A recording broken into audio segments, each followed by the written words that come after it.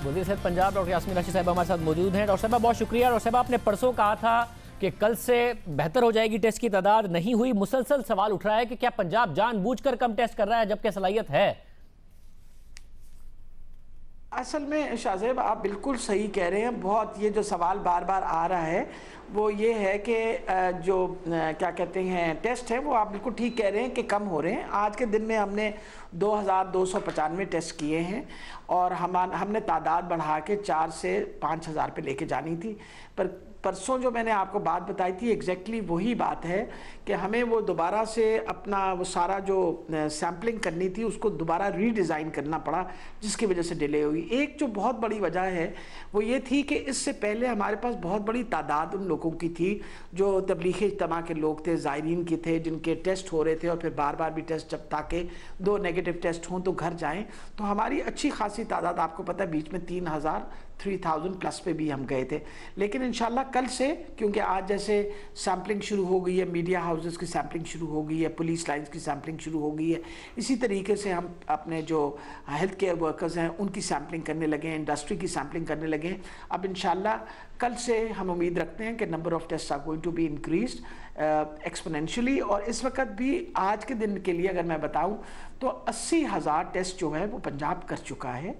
वो कंपैरेटिवली अच्छी बड़ी तादाद टेस्ट की है। सर बिल्कुल पहले किए, मगर जब लॉकडाउन नरम किया उसके बाद नहीं किए। क्या इस वजह से है कि जी करेंगे तो बहुत बड़ी तादाद अगर आ गई तो ये ना हो कि लॉकडाउन नरम करने की वजह से हुआ है, इसकी वजह से आपने कम कर दिए? क्योंकि आपको नजर आया कि वैसे ही वायरस पाकिस्तान में अभी तक कम लोगों को मुतासिर कर रहा है, नजर आ रहा है कि क्रिटिकल भी कम है, अस्पतालों पर भी दबाव नहीं पड़ा, तो बेहतर है फिर कम ही करें। लग रहा है शायद पाकिस्तान में इम्यूनिटी लोगों की बेहतर है या कोई और वजह जो अभी तक नहीं पता।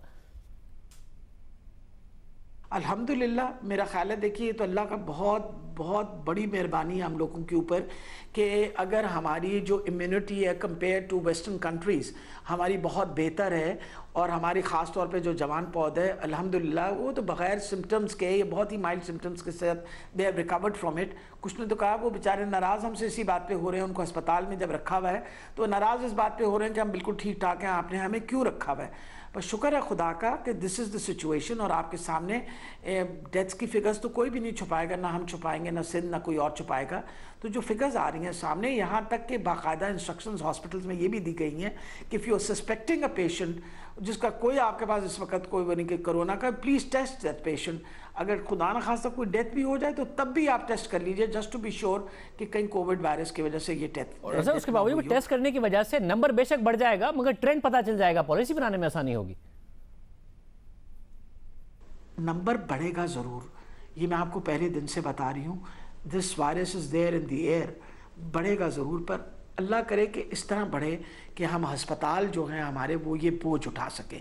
That is actually the reason आप जो लॉकडाउन कर रहे हैं या जो प्रिवेंशन करने की कोशिश कर रहे हैं वो सारी इसीलिए करते हैं ना कि कम लोगों को लगे, और अगर लगे भी तो फिर इतनी तादाद को लगे जिसको आप संभाल सकें। तो अभी तक तो सिचुएशन इस तरह की है। आइंदा अगले 10 दिन में क्या होता है मेरे लिए बहुत बड़ी प्रेडिक्शन देना तो मुश्किल होगा। आई एम होपफुल इंशाल्लाह सिचुएशन जो है वो स्टेबल ही रहेगी। और डॉक्टर साहब ये बेनज़ीर शाह साहबा की स्टोरी है जियो न्यूज़ के लिए, वो ये कहती तकरीबन 1180 केसेस सस्पेक्टेड भी हैं, टू बी ट्रेस्ड भी हैं, और जिस कॉलम में वो लगे हुए हैं लिखे हुए थे 29 अप्रैल तक वो पॉजिटिव भी हैं कोरोना के। ये क्या मामला है? क्या लोग टेस्ट करा के मिले नहीं, बाद में फिर ये टेस्ट मस्बत आया था? क्या मामला है ये? नहीं, मेरे देखिए मेरी इतला के मुताबिक जितने लोग हैं वो सारे ट्रेस्ड हैं, और ट्रेसिंग आप कॉन्टैक्ट्स की करते हैं। You need to trace the contacts because you need to test those people जो लोगों के कॉन्टैक्ट्स हैं।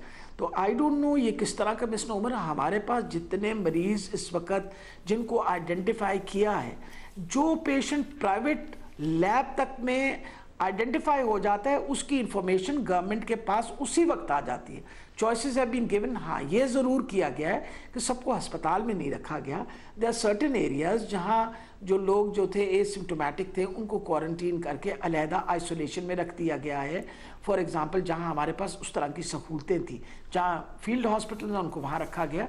तो आई एम नॉट श्योर किस 1100 की बात करें। हमारे पास every patient tracing is done. अगर आप मरीज को ट्रेस ना कर सके तो आपने उसका कैसे टेस्ट किया, फिर टेस्ट की रिपोर्ट कैसे आई, ये तो देखें कहना बड़ा मुश्किल है। आप जो उनके कॉन्टैक्ट्स हैं उनको ज़रूर आप ट्रेस करते हैं, because we want to find out all their contacts, और उनके कॉन्टैक्ट्स की टेस्टिंग करना बहुत ज़रूरी है।